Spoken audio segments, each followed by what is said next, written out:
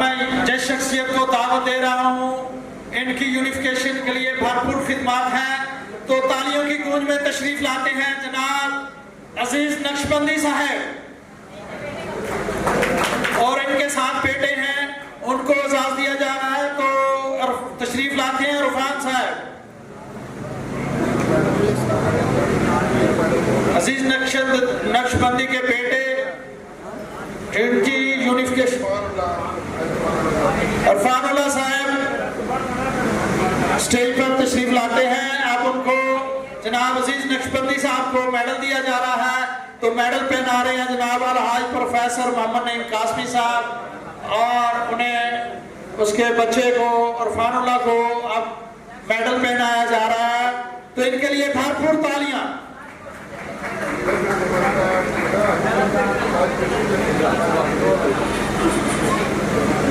जनाब अजीज नक्शबंदी साहब की ताजपोशी हो रही है, तो ताजपोशी कर रहे हैं प्रोफेसर अलहाज मोहम्मद नईम कासमी साहब, इनके लिए भरपूर तालियां।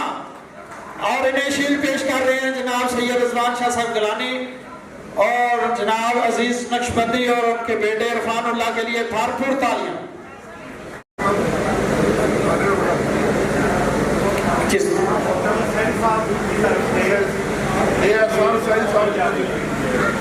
ये नेशनल काउंसिल फॉर